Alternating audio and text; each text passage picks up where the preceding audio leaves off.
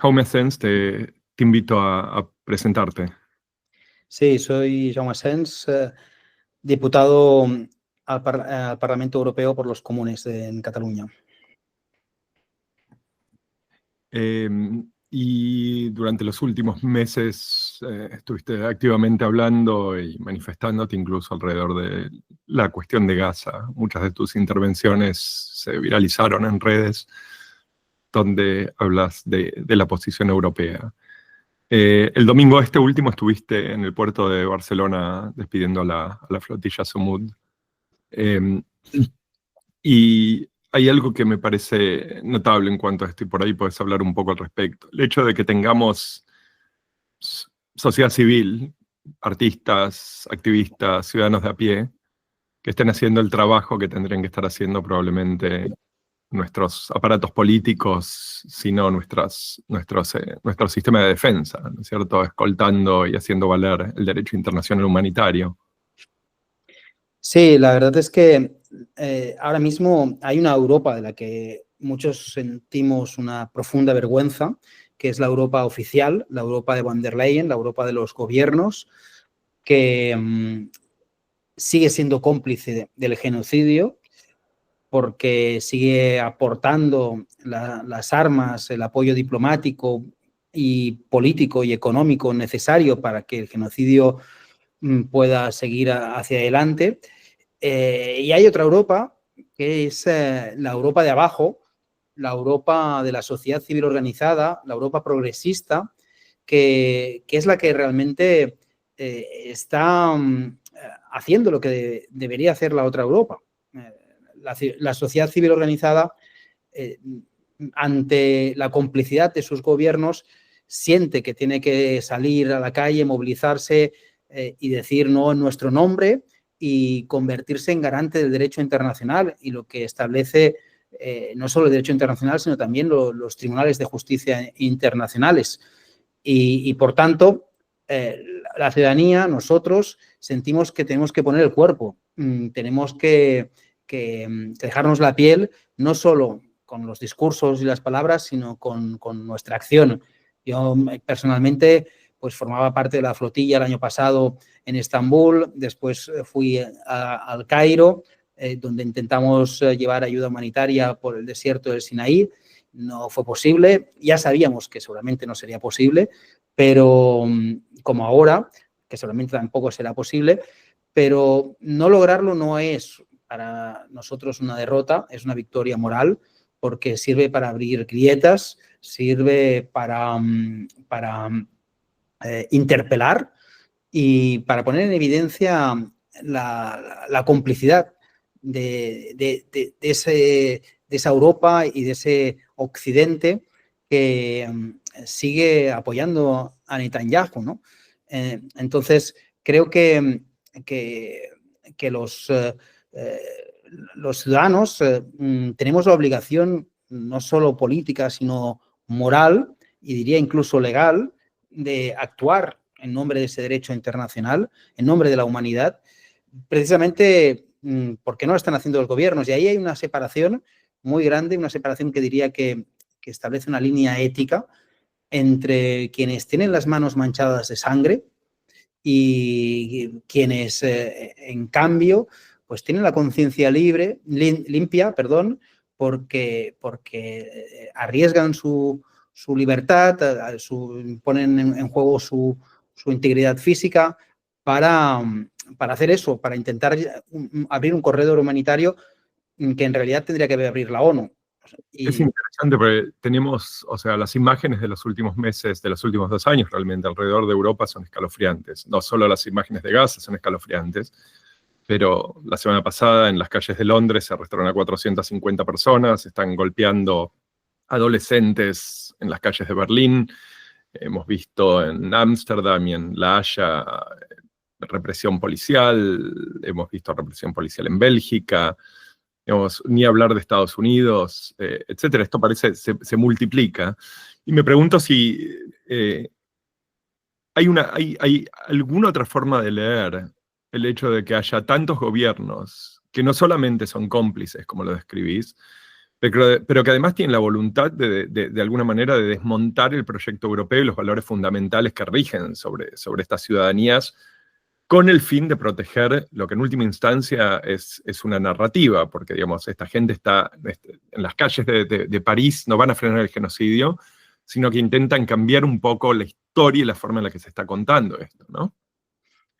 Sí, totalmente de acuerdo que lo que se está jugando en Gaza va mucho más allá de Gaza. Es algo que nos interpela como humanidad y como continente europeo, evidentemente, y que tiene que ver con cómo entendemos las relaciones internacionales, cómo entendemos lo que significan los derechos humanos y lo que significa ese compromiso que adoptamos como sociedad después de la Segunda Guerra Mundial con el nunca más. En realidad, la Europa de la posguerra, la Unión Europea, incluso la Unión Europea es un gran mercado, pero también tiene en su origen un componente moral para precisamente construir los cimientos de una sociedad donde impere la libertad, la convivencia, la democracia, una serie de valores que ahora mismo esos valores están naufragando de una forma estrepitosa en Gaza. De hecho, o sea, el punto es que están definitivamente naufragando en Gaza, pero creo que lo que también estamos viendo cuando vemos represión, cuando vemos censura... También está fracasando en Europa, efectivamente. Es que el problema es que Israel no termina sus fronteras en Israel. O sea, Israel es ahora mismo Alemania, es Bélgica. Realmente yo creo que tiene que ver con la identidad colonial europea, que está soterrada y que mucha gente cree que habiendo hecho ese ejercicio de rendición de cuentas con lo que sucedió en el Holocausto, pues ya digamos que ha quedado absuelto el pasado europeo de barbarie, cuando hay un pasado previo a ese en el que se sostiene el propio Holocausto. Básicamente lo que hizo Hitler es llevar los procedimientos de exterminio de África o de Asia al corazón de Europa, pero eso es más antiguo que lo de Auschwitz o lo de Alemania, ¿no? Entonces, esa digamos, rendición de cuentas o ese examen de conciencia con la historia, con nuestra identidad, con nuestro pasado, creo que no se ha hecho, y eso está en la raíz del problema, porque en verdad Israel no deja de ser un invento de Estados Unidos y de ciertas élites europeas que una vez expulsados los judíos a Israel, convierten a ese país nuevo en la fortaleza europea para salvaguardar lo que llaman los valores de la civilización occidental, que es lo mismo que decía Hitler. Hitler, no olvidemos que hablaba de eso, era el guardián de la civilización occidental. La diferencia es que Hitler también lo hacía al interior de Europa, ahora se hace al exterior, pero al interior también estamos haciéndolo ahora en Europa, porque en verdad el antisemitismo no ha desaparecido, se ha desplazado y ahora son los musulmanes, los árabes, los palestinos, los nuevos judíos, son los judíos de hoy. Y detrás de todo eso hay una islamofobia latente que se parece mucho a la judeofobia de los años 30. Hay una serie de tópicos, de prejuicios que circulan alrededor del mundo árabe, el mundo musulmán, en su extensión, que operan de una forma parecida. Y no es casualidad que quienes los propagan, quienes los están, digamos, aplicando, son los mismos que antes perseguían a los judíos. O sea, lo que tenemos es una extrema derecha que nos acusa a nosotros de antisemitas, cuando en su ADN está el antisemitismo. Le Pen... Es interesante ver la proximidad que tiene el aparato, especialmente los aparatos políticos israelíes con las extremas derechas, no solo europeas. O sea, en Argentina Milei tiene una relación estrecha, Bolsonaro en Brasil, etcétera, etcétera. Pero de hecho alguien reportaba hace un par de días que en una manifestación pro Bolsonaro en Brasil se contaban más banderas israelíes que brasileras.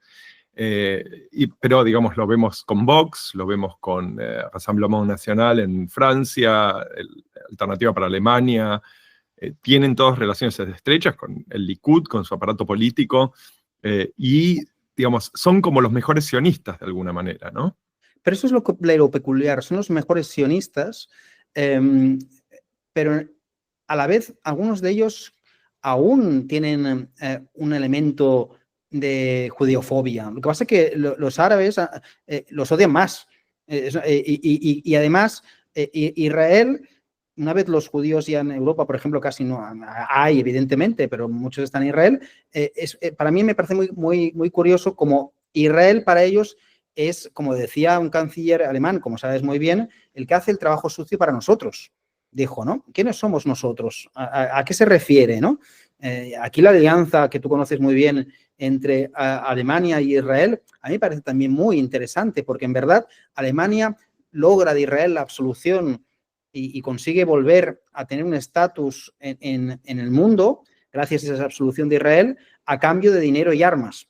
Y esa alianza no es una alianza que sea por principios, es por interés propio. Y por eso a Alemania le parece bien sustituir al nazi por al árabe. Y ahí hay un proceso de una narrativa de nazificación de todo lo palestino, de todo lo árabe, donde Alemania participa claramente, porque también es parte involucrada, porque en el fondo, cuando pones en el centro al árabe y al musulmán, tú te colocas en un lugar secundario, y eso es lo que explica muy bien Hannah Arendt, que tú conoces también como yo, ¿no? En el juicio de Nuremberg, en el juicio, perdón, de Eichmann, ¿no? Con el Musí de Jerusalén, el Hussein, cómo hay una construcción para colocar al árabe y al musulmán como un nazi. Y para, por tanto, poderlos terminar, porque eso es propio de cualquier proceso de colonización, siempre ha sido así. En cualquier proceso de exterminio o colonización, tú tienes que, primero, al otro lo tienes que conceptualizar como un infrahumano, como una cucaracha, como dicen los del gobierno de Israel respecto a los palestinos, y si se resisten son terroristas. Si no se resisten son cucarachas, si se resisten son terroristas. Y después eso te permite poderlos exterminar. Hay una narrativa donde el verdugo adopta el papel de víctima y un lenguaje que es todo el rato invertido y se presenta a sí mismo como víctima.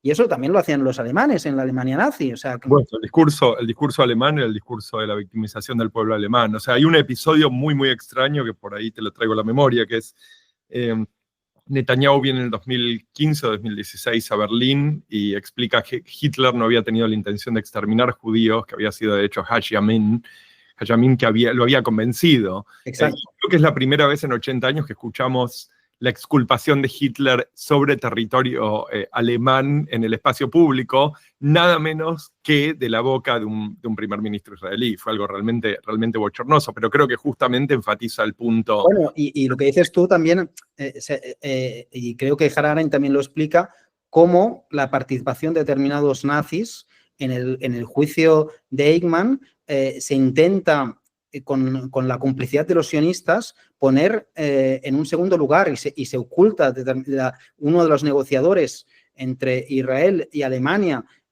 había tenido un pasado nazi y cómo eso se oculta para no perjudicar las relaciones entre Israel y entre Alemania. Alemania tiene la Alemania nazi tiene una relación, y la Italia fascista tiene una relación extrañamente estrecha con muchos de los cuadros sionistas desde el año 20 hasta el año 40 aproximadamente. Uno de los casos más interesantes es von Mildenstein, que es parte de la oficina de Eichmann y que cena y traba amistades que duran 30 o 40 años más, con parte del aparato intelectual y sionista de Tel Aviv. Pero por ahí esa es una historia para otro momento, pero lo que muestra también es que hay una relación, hay una relación de favores mutuos, de alguna manera. Vos quédate con tus judíos, que nosotros nos quedamos con nuestra Alemania Judenfrei, con nuestra Alemania limpia de judíos. Y en algún sentido, creo que esta también es una pregunta que por ahí implica la cuestión de Gaza, que es, ¿qué quiere decir, qué quiere decir una vida judía en Europa en este contexto? ¿Qué pasa con todos los judíos progresistas que no se ven representados por Alemania, que no se ven representados por las políticas de von der Leyen o las políticas de Bruselas? Claro, ese es un tema. Yo creo que está muy bien que lo plantees porque la gente confunde mucho diferentes planos, ¿no? Y incluso ahí hablábamos de Hannah Arendt, que era muy crítica con la deriva de Israel, y ya dijo que lo que está pasando, ya advirtió que podría pasar, pero está Primo Levi, que también decía que Israel había sido un error, la creación de Israel. O sea, hay una serie de gente judía intelectual en Europa que siempre ha pensado que lo que forma parte del judaísmo es integrarse en los países respectivos y que precisamente lo de crear un Estado étnicamente puro y religioso, eso va contra la propia idea del judaísmo. Famosamente, si te puedo interrumpir nuevamente, famosamente Einstein en el año 38 dice esto desde el escenario, desde un gran escenario en Nueva York, y extrañamente el día de hoy sería echado de Alemania por esta aseveración. Claro, todos estos judíos, muchas de las víctimas de los supervivientes del Holocausto, ahora mismo serían tratados como sionistas. Primo Levi sería, antisemitas, ¿no? Primo Levi sería un antisemita, Hannah Arendt es antisemita, a ella la trataban de antisemita ya entonces, pero a muchos de los intelectuales, de los judíos más relevantes que ha habido en el pensamiento, desde la prisma de lo que es ser antisemita, todos caerían del antisemitismo, ¿no? Yo creo que aquí hay que hacer un esfuerzo para denunciar esa narrativa. Yo intento hacerlo aquí en el Parlamento Europeo, porque cuando yo lo que digo siempre en el Parlamento Europeo es que cuando nosotros nos levantamos, criticamos el exterminio del pueblo palestino, la ocupación, el apartheid o cualquier violación de derechos humanos que sucede ahí, no lo hacemos porque sean judíos. Igual que tampoco lo hacemos cuando criticamos el exterminio colonial de las potencias occidentales, no lo hacemos porque sean cristianos, o Sudáfrica con el apartheid. Lo hacemos porque eso es racismo, es fascismo, no es por la religión. Nosotros no criticamos la religión. Entonces, claro, a mí me da mucha rabia porque Netanyahu sí que intenta vincular Israel, su proyecto, con la religión y con el pueblo judío, y a nosotros lo que tenemos que hacerlo es separarlo. Él no puede hablar en nombre del pueblo judío, igual que tampoco puede hablar en nombre de la religión. Y la gente que defiende a los israelíes, a Israel, perdón, no lo hace porque esté defendiendo a los judíos, lo está haciendo porque está defendiendo una determinada idea del mundo que tiene además que ver con su pasado, la mayoría de ellos antisemita, porque detrás de como decíamos antes, de la extrema derecha hay eso. Nosotros éramos los que luchábamos con los judíos, nuestros antecesores políticos, somos los herederos políticos de los que luchábamos con los judíos, ¿no? Y los protegíamos. Entonces, claro, que nos vengan constantemente a darnos lección de antisemitismo aquellos que en el pasado perseguían a los judíos y que ahora persiguen... Sí, en algunos casos tengo que decir que herederos directos de maquinarias antisemitas y nazis, o sea, el neofranquismo de Vox, por ejemplo, tratado, los demócratas suecos son herederos directos. De hecho, Alternativa para Alemania tiene adentro todavía un aparato básicamente antisemita, neonazi, y por eso fue puesto en observación, parte del partido fue prohibido, etc. Por eso es muy curiosa esa paradoja, Martín? O sea, de la paradoja de los aliados de Israel tienen en su ADN un elemento de antisemita, muchos de ellos. Sí. De todas formas, yo creo que hay una lógica, que es un poco la que apuntaba antes, que es la lógica de exclusividades mutuas, es danos todos nuestros judíos. Y de hecho, o sea, de alguna manera, esto es algo que Herzl mismo dice. Herzl dice en el Estado judío, si no me equivoco, creo que esa es la fuente de la cita, es el antisemita europeo va a ser nuestro mejor amigo. Literalmente esta es la frase, porque básicamente ellos se quieren deshacer de lo que nosotros necesitamos para engrosar la masa demográfica sobre lo que es territorio palestino. Por eso creo hay una confluencia de intereses. Exactamente. Tienen intereses. Yo creo que ahí también lo que hay, o sea, no solamente hay una simbiosis, sino que hay una promoción prácticamente del antisemitismo, a veces más explícita, a veces menos explícita. Pero digamos, eso es lo que permite la supervivencia de Israel, del proyecto sionista. Bueno, de hecho, hay una frase que dice Netanyahu durante el entierro de las víctimas de Super Kosher, que era el supermercado en París, que fue durante los ataques de Charlie Hebdo, donde dice durante el entierro que los judíos se tienen que mudar de Francia porque el único lugar seguro para ellos es Israel. Y extrañamente lo que pasa durante el mismo entierro es que la siguiente persona en tomar la palabra es Rivlin, en ese momento presidente de Israel, también conservador, también de la derecha, también Likud, y le contesta y le dice, básicamente, los judíos se tienen que mudar a Israel porque quieren, no porque son perseguidos en sus países de origen. Y esa aseveración es notable porque apunta justamente a esto, apunta que Netanyahu casi explícitamente, digamos, muestra la relación entre el antisemitismo afuera y la construcción del Estado adentro. Claro, por eso en verdad eso es muy perverso, porque en el fondo a Netanyahu le interesa que haya odio a los judíos en Europa, porque le interesa para su proyecto sionista en Israel, porque en la medida en que eso exista, esa hostilidad, facilita toda la migración hacia Israel y puede construir la gran Israel, porque claro, ellos lo planteaban siempre como el gran reto demográfico. Como los palestinos eran tantos, tenemos que conseguir, ¿no?, que vengan de todas partes. No, o sea, la mayor parte de la construcción del año 47-48 del Estado, después de lo que los israelíes hunden la partición, es que, bueno, no pueden ocupar territorio, no tienen suficiente gente, especialmente para las zonas agrarias. Entre otras cosas, porque la mayor parte de la gente que estaba emigrando venía de Varsovia, de París, de Berlín, etcétera, con lo cual no estaban muy preparados para arar la tierra.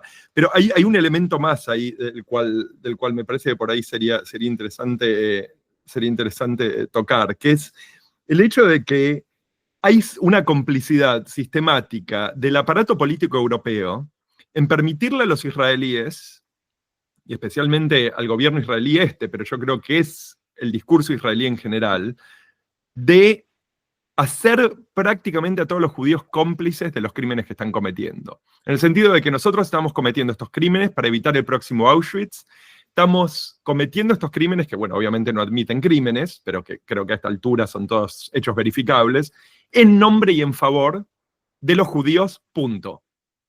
Y lo que encuentro, o sea, como judío con fuertes convicciones europeas, o sea, inmigrante, pero con fuertes convicciones europeas, es que es escandalosa la incapacidad de políticos europeos, desde la izquierda hasta la derecha, de prohibir este tipo de confrontar este tipo de discusión, de confrontar este tipo de aseveración.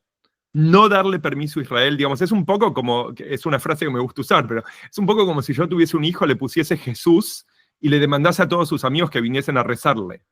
Digamos, está bien, Israel se puede llamar Estado judío, pero nadie cree que Corea del Norte es un Estado democrático. Y de todas formas, el aparato político europeo, cada vez que Israel hace esto, especialmente en Alemania, no encuentra forma alguna de responder. Y deja gente como yo parada básicamente gritándole a las nubes. Claro, claro. Yo creo que uno de los mayores crímenes de Netanyahu y del sionismo es precisamente este que dices, el crimen que están cometiendo con la manipulación de la identidad y de la memoria, ¿no? Y eso sí que nos interpela como europeos. Yo creo que Europa se pone en juego en lo que sucede en Gaza, como dices tú, en lo que sucede en territorio europeo, porque al final también hay restricciones de libertades por toda esta cuestión, pero el propio proyecto europeo que se funda a partir de ese nunca más, está en juego con esa manipulación de la que participa de forma pasiva. Yo lo pensaba cuando el curso pasado, hace unos meses, celebramos los 80 aniversarios, el 80 aniversario de la victoria sobre el fascismo, ¿no? Que se había convertido en un ritual hueco que miraba solo al pasado. Y claro, el pasado sirve para pensar el presente, no para pensar el pasado. Y sirve como advertencia.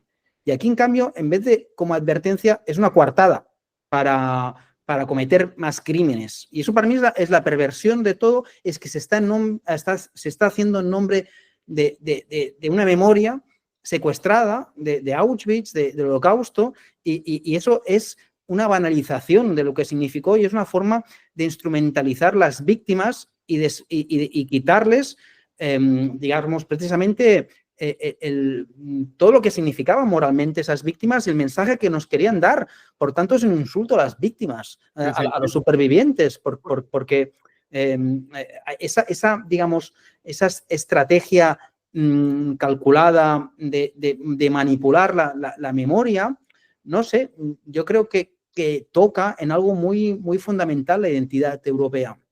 Yo creo que es no me gusta decirlo en estos términos, pero como judío, como alguien que, digamos, tiene una relación relativamente directa con los muertos judíos de Europa, encuentro escandaloso, si no asqueroso, por ahí es una palabra más justa para esto, pero el reclutamiento de los fantasmas de Auschwitz para cometer lo que a mi parecer es un genocidio. Porque no es solamente el hecho de que les estamos sacando el estatus moral, lo cual es cierto, porque de alguna manera la víctima de Auschwitz era la que era intocable, digamos, era alguien que estaba de alguna manera más allá de la discusión política, estábamos todos de acuerdo que había una enseñanza moral que excedía el marco de lo político, había un consenso moral.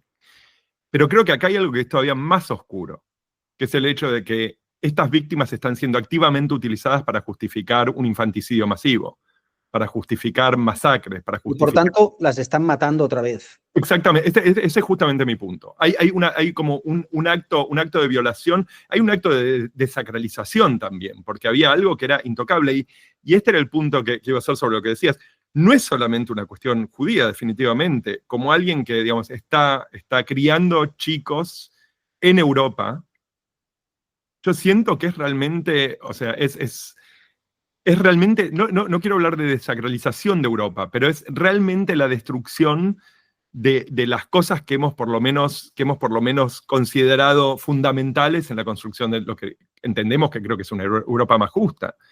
Que es que estas son cosas que no vamos a hacer, que no vamos a utilizar el sufrimiento ajeno para justificar el sufrimiento futuro, etcétera, etcétera. Y a mí, desde mi punto de vista, es algo imperdonable. O sea, yo no sé cómo se vuelve desde esto. Es difícil. Yo también, yo estoy de acuerdo contigo. No sé si hay vuelta atrás, porque cuando entras en esta senda es muy difícil, ¿no?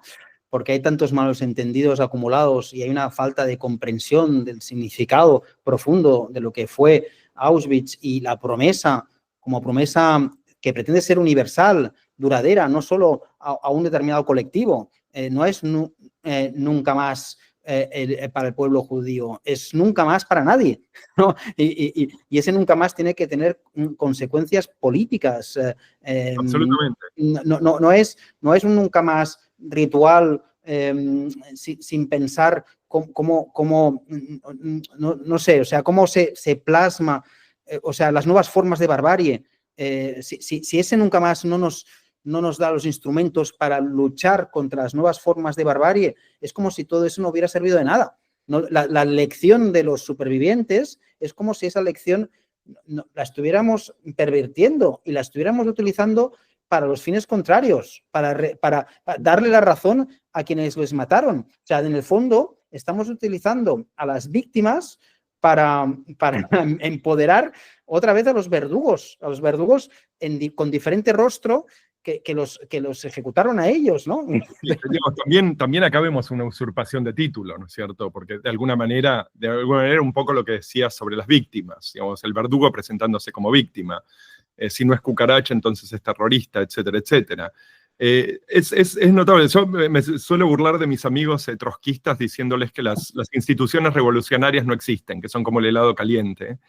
Y escuchándote un poco hablar de Auschwitz, creo que esta es una idea que probablemente me estaba flotando siempre en la cabeza, pero creo que por ahí la articulación es muy justa, que es como que las enseñanzas de Auschwitz y la necesidad del coraje político y el coraje cívico que requieren a volver a Auschwitz se fosilizaron completamente. Exacto. Y ahora son simplemente cuestiones de gala. Es una memoria congelada, no es una memoria viva, que ha olvidado aquello que encima dijo Primo Levi, sucedió y puede volver a suceder. Ese es el mensaje clave que tenemos que decir para el futuro. Eso es lo que dijo Primo Levi, porque era consciente que y además dijo claramente, y cuando vio lo que pasaba en Israel al inicio, y puede ser Israel quien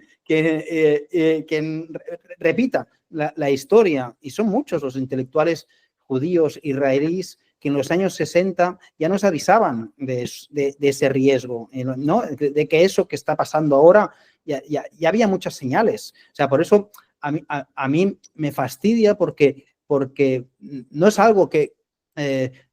hemos tenido muchos avisadores del fuego, no es algo que haya venido sobrevenido. O sea, hay mucha gente que ya estaba diciendo que eso pasaría. Y claro, hay mucha gente que habla del atentado, pero esto, claro, tú analizas lo que es el proyecto sionista y ya está en el inicio, ya hay algo de todo lo que está sucediendo, se está desarrollando, porque la propia idea de construir un Estado étnicamente puro, vinculado a una religión, eso es una idea ya muy perversa. Y a partir de ahí, cuando tú crees que la tierra de Palestina es la tierra de Israel y haces una vinculación a partir de una visión religiosa de la historia, pues claro, es que... claro, el problema es que cuando alimentas esa memoria, como se ha hecho después, y sobre todo a partir del juicio de Eichmann, en los medios de comunicación, en la educación, ¿no?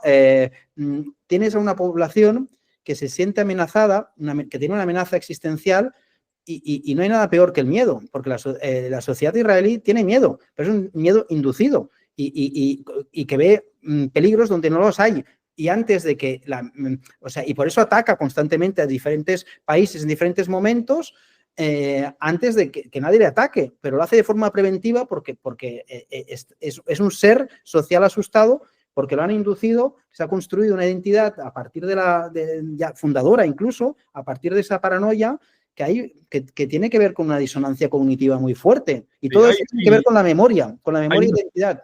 Hay una sección que realmente vale la pena leer en el libro de Papen, La limpieza étnica de Palestina, en el capítulo 4, creo, que es específicamente la articulación alrededor del 47 y el 48, donde Ben Gurión está literalmente empujando la narrativa del riesgo existencial y la exterminación. Y él lo dice, además, de forma expresa. Y lo dice. Y de hecho lo que Pape interesantemente muestra es que en el discurso interno de lo que era la consultoría, que era el grupo interno, el riñón, digamos, político alrededor de Ben Gurión, estaba totalmente claro que no había, que tal peligro existencial no existía. De hecho, que las comunidades palestinas que habían estado ocupadas por ingleses, por egipcios, por etcétera, por turcos, no tenían, digamos, todo lo que querían era volver a algún tipo de regularidad, que veían un poco lo que estaba avanzando como algo que en última instancia podía terminar también siendo, bueno, una forma más de ocupación. Por supuesto que lo que vino fue mucho peor.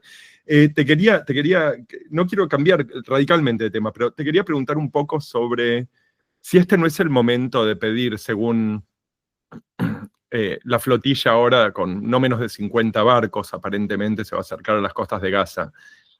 Si este no es el momento de demandar que Europa, o por lo menos los países que se han pronunciado en favor de básicamente romper el cerco, principalmente España, Irlanda, Bélgica, aunque ambiguamente, ofrezcan una escolta militar. Ofrezcan una escolta militar sobre lo cual haga menos probable que los israelíes, digamos, hagan lo que están prometiendo que van a hacer con los tripulantes de la flotilla. ¿Cómo ves este tipo de posibilidad? Bueno, es lo que debería ser. De hecho, lo hemos pedido, pero no va a suceder, evidentemente. Pero, claro, de hecho, la ayuda humanitaria la deberían llevar ellos con sus propios barcos. Y si no es así, al menos acompañar esos barcos por una cuestión de seguridad. Yo creo que eso no va a suceder, pero sí que creo que van a haber cambios. Y nosotros estamos empujando mucho en esa dirección en España, y creo que próximamente vamos a ver cómo hay sanciones, cómo hay ruptura de la relación con Israel y también cómo se acaba aprobando un decreto ley para prohibir el comercio de armas, porque de momento lo que hay es una ley que se está tramitando, pero va muy lentamente. Y creo que ahora es el momento. O sea, yo siento que la presión que está recibiendo el PSOE de todo el resto de formaciones de izquierdas, de la sociedad civil organizada, es muy grande y creo que por las señales que yo estoy recibiendo es que va a suceder que se produzcan cambios importantes y en buena medida habrá sido gracias a la flotilla. Y creo que una de las acusaciones, cuando ha salido la flotilla aquí en España, ha habido mucho debate y hay muchas críticas que son típicas, ¿no? Que dicen, bueno, se van de excursión, que eso es un show propagandístico, eso no sirve de nada, es inútil. Y creo que es falso, ¿no? Porque realmente todas estas acciones de la sociedad civil son las que han hecho que el gobierno español se haya movido. Y no habría habido reconocimiento del Estado de Israel si no fuera por eso. Lo de la Radio Televisión Española con Eurovisión, lo de la ruptura de Barcelona con Israel, etcétera. Hay una serie de cosas. La vuelta ahora fue notable. La vuelta es un ejemplo claro de lo que está pasando, porque además la vuelta nos dice, no, el deporte, no mezclar deporte con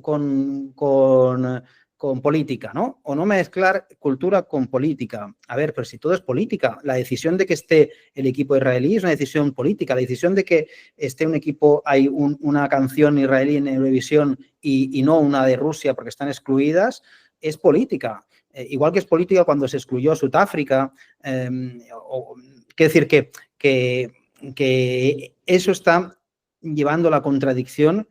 Esas acciones de la sociedad civil están llevando al gobierno, a los diferentes estamentos institucionales, a situaciones muy contradictorias y hasta el punto de que ayer mismo, desde la vuelta, dijeron que estaban invitando prácticamente a Israel a irse por una cuestión de seguridad, con lo cual estamos ganando en buena medida en la calle, estamos avanzando.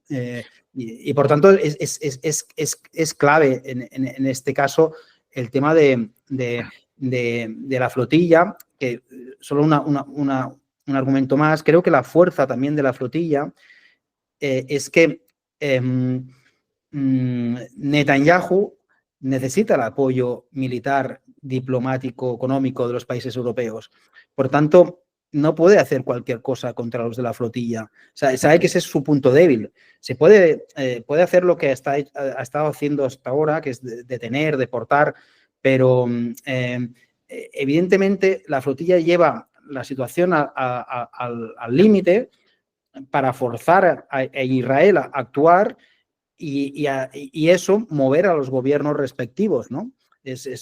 Aunque hoy la noticia es relativamente nueva, pero Israel le negó la invitación a Macron. Con lo cual, digamos, estamos hablando de, una vez más, una intensificación intensificación por lo menos de tensión con lo que es el riñón del aparato político europeo, ¿no? Sí, es fuerte. Le niega a Macron que pueda ir a Israel, pero en cambio Francia todavía no ha reconocido a Palestina. Francia todavía está comprando y vendiendo armas con Israel y se da esa paradoja, ¿no? ¿Qué más tiene que suceder? Pero yo creo que vamos avanzando. O sea, creo que Francia también poco a poco va avanzando y ahora mismo hay una cierta crisis en el gobierno francés y creo que este elemento va a ser también un elemento clave para que se decante de hacia un lado hacia otro.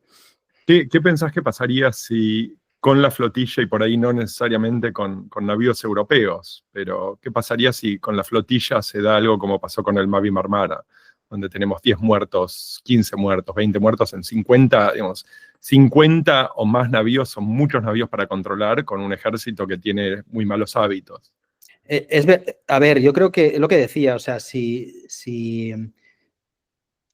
esa flotilla se va directo a un lugar donde hay un ejército que no tiene dudas en disparar a matar si hace falta, pero las dudas las puede tener precisamente por eso que decía, porque son personas de esos países. En la de 2010, que yo fui abogado precisamente en la querella que presentamos después, Israel, también es cierto que a quien asesinó eran a los turcos, ¿no? Creo que Israel es como consciente del terreno en el que está pisando, o sea, que a veces se le va mucho la mano, pero hay un ministro, no me acuerdo el nombre, que está preparando el terreno para que la respuesta sea diferente a las otras ocasiones, porque ha dicho que cree que son terroristas y que se les tiene que tratar de... Ben Gvir. ¿Cómo? Ben Gvir. Gavir, que se les tiene que tratar como terroristas, y eso es verdad que claro, que bueno, da un poco de miedo, porque eso significaría que podrían estar varios meses en la cárcel. Pero claro, si se produce ese escenario, yo creo que sí que va a ser muy difícil sostener Europa la complicidad que está sosteniendo ahora. De hecho, esa es mi próxima pregunta. Ayer o antes de ayer, Bélgica, en una forma totalmente ambigua, dijo que va a reconocer a Palestina. Igual hay un montón de letras chicas, aparentemente, en esa declaración, pero esto la aleja claramente de, por ejemplo, de Berlín. Berlín y Bruselas ahora se encuentran en las antípodas en cuanto a lo que es la posición en cuanto a Palestina y la posición en cuanto a Israel. ¿Pensás que en última instancia el efecto de esto puede ser el desmembramiento, por lo menos político, del aparato europeo? Porque, o sea, lo que empezamos a ver, por lo menos, y creo que en alguna medida, voy a terminar la idea, que es que Borrell, dentro de la comisión de von der Leyen, también mostraban básicamente dos posiciones en cuanto a política internacional relativamente distantes unas de la otra. Pero creo que ahora las cosas se han acentuado radicalmente, especialmente, por ejemplo, Sánchez y Merz, o Sánchez y von der Leyen, o Irlanda y von der Leyen. ¿Qué tan profunda pensás que puede ser la ruptura en última instancia? No lo sé, porque es verdad que por un lado hay señales, como la que dices tú de Bélgica. El gobierno es un gobierno más bien de centro-derecha, el de Bélgica, ¿no? El presidente es de derechas, pero después hay componentes en el gobierno que son de centro, incluso algunos de izquierdas. Y hay algunas señales en ese sentido también en Francia y en otros países, pero soy escéptico porque ahora mismo el único gobierno de izquierdas fuerte de un país grande es el de España. Hay algo en Malta y creo que en Finlandia, pero ya está. Todo lo otro es derecha y extrema derecha.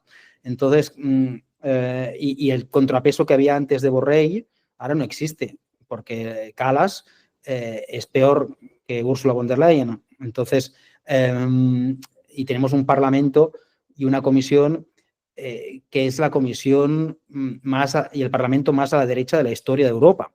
Entonces, todo esto está sucediendo en ese contexto. Entonces, claro, y con Trump al otro lado del Atlántico, que se retroalimenta con todas estas fuerzas. Por tanto, es verdad que la dimensión de lo que está sucediendo es muy grande. Estamos ante un genocidio y cada vez los países, los gobiernos sienten más esa fractura con sus opiniones públicas, esa fractura, ¿no? Que hay entre la opinión de la gente y lo que sostienen los gobiernos, pero a pesar de eso, yo sigo viendo a un bloque muy reaccionario, muy hegemónico, ¿no? Y claro, eso de un año por otro es muy difícil de cambiarlo. Entonces, no sé, igual sí que se rompe, pero no sé, no. Muchas veces, digamos, lo que escucho y lo que me llega de la gente que me sigue, tanto en Europa, o sea, muchos latinoamericanos viviendo en Europa, pero mucho me llega desde España, mucho me llega de españoles dando vueltas, es una sensación de profunda desesperación. O sea, en el sentido de que... De impotencia. De impotencia, pero de una impotencia, digamos, una impotencia que realmente tiene los roces de la pesadilla y el horror, ¿no? Porque, o sea, en tanto nosotros estamos teniendo una conversación que por ahí, en términos periodísticos, políticos, una conversación que es más conceptual, lo que la gente está viendo en el día a día son pilas de niños muertos en morgues completamente, digamos, al borde del desahucio, hospitales destruidos, madres en desesperación. Digamos, las imágenes son realmente imágenes infernales. Y una de las cosas que me surge a mí cuando veo estas cosas es, más allá de la cuestión de que tenemos bloques reaccionarios, de que tenemos una comisión que en muchos sentidos acá en Berlín se habla de una monarquía, donde básicamente toda la comisión es una sola mujer, me pregunto si no hay también una erosión completa del consenso moral, porque en ese sentido, si tenemos una población europea que está viendo las mismas cosas que yo, por lo menos, que vos, y que piensa que esto es intolerable, y tenemos un liderazgo político que lo encuentra, no sé si bueno, pero tolerable, suficientemente tolerable como para no moverse efectivamente por 2 años. Claro. En alguna medida esto no ha hecho colapsar el proyecto, porque tenemos que dejar de hablar por lo menos de un consenso y representación de nuestras intuiciones morales.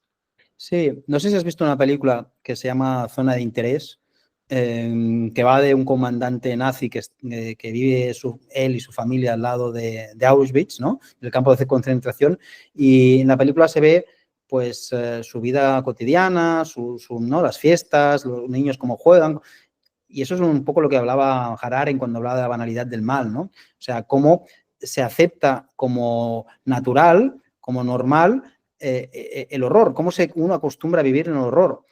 Pero ahora, a diferencia de esa película, no existe ese muro. Y vemos en directo, como dices tú, todo lo que está sucediendo. Y por tanto no podemos decir, como hace 80 años, que no sabíamos. De hecho, ni tan siquiera podemos decir que no participamos, porque sabemos y participamos, porque damos los instrumentos necesarios para que suceda. Entonces, eso produce una degradación moral de la sociedad muy grande que yo creo que nos pasará factura. Pero esa deshumanización de Israel es una deshumanización de la sociedad también occidental. O sea, ¿hasta qué punto está degradado el cuerpo hegemónico de la sociedad o no? Yo creo que está muy degradado, pero también es verdad, y en eso te doy la razón, que hay una corriente de fondo, una corriente de fondo cada vez mayor de gente que se está sublevando de una forma parecida. A mí me recuerda algunas cosas al 15M.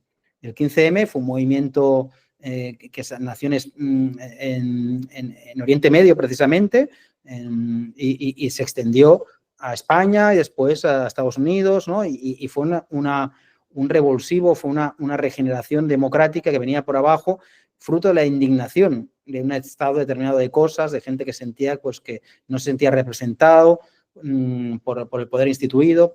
Y algo de eso creo que está sucediendo ahora. No sé detectar, tampoco lo supe cuando el 15M nos cogió todos por sorpresa, el 15M, a los activistas, por supuesto, pero también a los sociólogos, a todo el mundo. Y no sé si ahora, en esa corriente de fondo subterránea de malestar que hay en Europa, está también latiendo eso y qué capacidad tiene eso de emerger como un volcán o no lo sé. Yo me gustaría pensar que eso está en una fase de ebullición y que la flotilla es la punta de lanza de ese despertar de la sociedad civil, ¿no? Pero no estoy seguro y creo que es difícil saberlo, pero yo veo, como dices tú, que hay una fractura moral, eso está claro, del consenso. En todo caso, ya no hay un consenso europeo, ya no hay una zona común de valores que compartimos. Y yo, como alguna vez le he dicho a von der Leyen, yo lo que veo es que ella no es tan diferente a Trump. La diferencia está en que ella todavía habla de derechos humanos, de valores europeos. O sea, hay un revestimiento, una retórica, que es la retórica de la identidad europea, pero que no viene acompañado de los hechos. En los hechos se parece a Trump. Trump es más honesto. Trump va de cara. Trump en su brutalidad te dice claramente lo que quiere. Yo quiero esto. Y no necesita justificarlo. Y creo que en Israel vemos como cada vez también se ha ido más para allá, porque yo me acuerdo la primera vez que bombardearon un hospital, que abrieron una investigación, la cantidad de explicaciones que dieron, cada vez sienten que tienen que dar menos explicaciones. Cada vez lo hacen de forma más desacomplejada. Bueno, sí, asesinamos niños, bueno, sí, ¿sabes? Que cada vez es más el poder es más desnudo, ¿no? Hace 3 días hubo una declaración, hace 2 días, una declaración de Israel Katz, que fue la amenaza a Yemen, en donde lo que dijo Katz, en palabras casi textuales, fueron visitados por la plaga de la oscuridad. Si nos vuelven a atacar, van a ser visitados por la plaga de los primogénitos.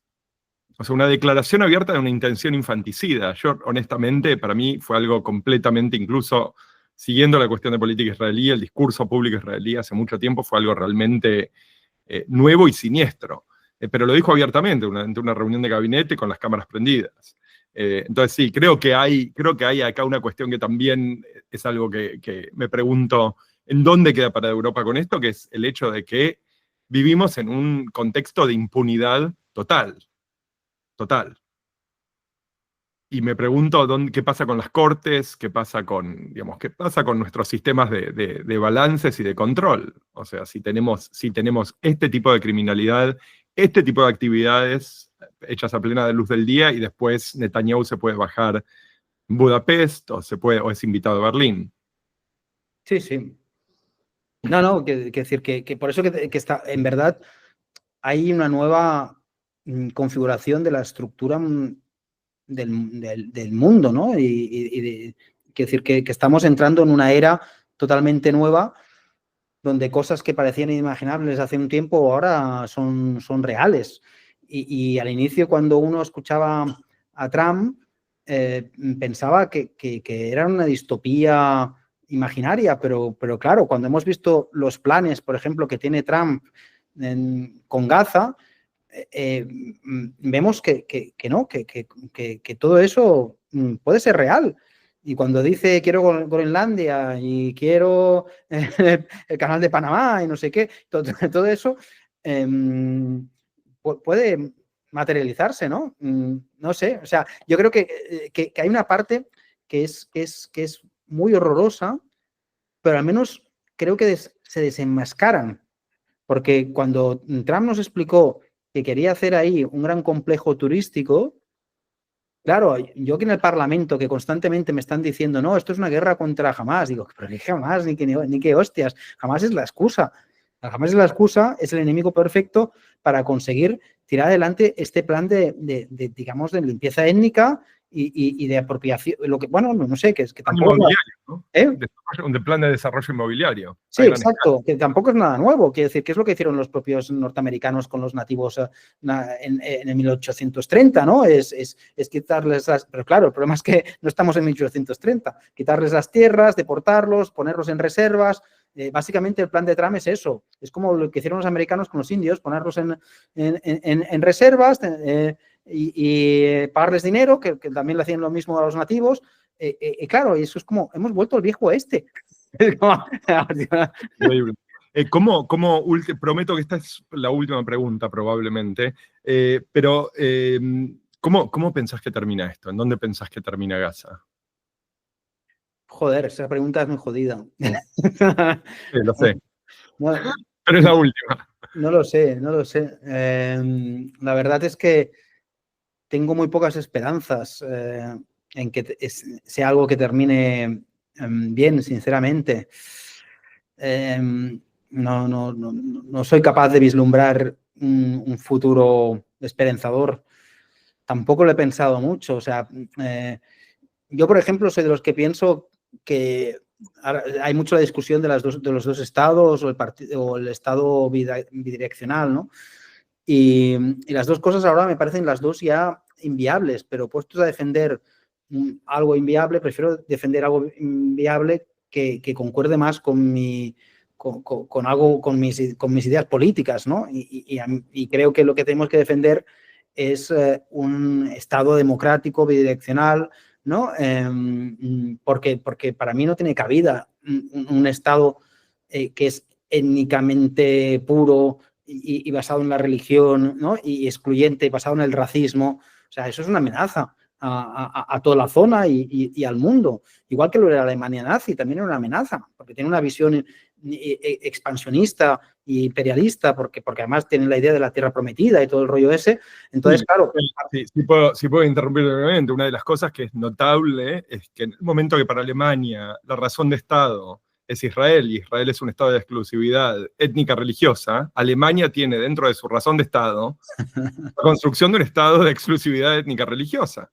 Bueno, es que, no sé si te acuerdas, lo comentábamos hace poco leyendo un libro, que cuando los alemanes fueron al juicio de Eichmann, sentían que por la sangre, digamos, israelí, corría la sangre aria y se sentían identificados en su idea de nacionalista y de patria cuando veían a los israelíes, que además que se quedaban muy sorprendidos porque los veían con ojos azules, altos, y dicen, no, o sea, pero si son como arios como nosotros, ¿no? Ahí hay como una corriente subterránea, aunque sea a modo inconsciente, que yo creo que hace bueno, que da para unas cuantas sesiones para el diván de muchos alemanes, porque no, realmente lo que dices tú va en esa dirección. Yo cuando lo leí me llamó mucho la atención, ¿no? Es un libro realmente creo que debería ser lectura obligada para todo europeo. Eichmann en Jerusalén. Jaume, tengo que agradecerte por la generosidad con el tiempo y por tus palabras. Y además, un poco también representar, tengo que decir, que a pesar de que, o sea, estoy en Berlín por representar un poco mis intuiciones morales y mis valores dentro del recinto. Es un poco, ahora es como esta, realmente son voces que para mí son privilegiadas. Porque obviamente se escucha mucha gente que habla en mi nombre directamente en contra de mis intereses e intuiciones. Así que te agradezco y la invitación está siempre abierta. Gracias a ti por la entrevista, pero sobre todo por el trabajo que haces, y precisamente siendo quien eres, me parece que es súper importante que puedas alzar la voz. Te agradezco muchísimo. Hasta la próxima. Hasta la próxima.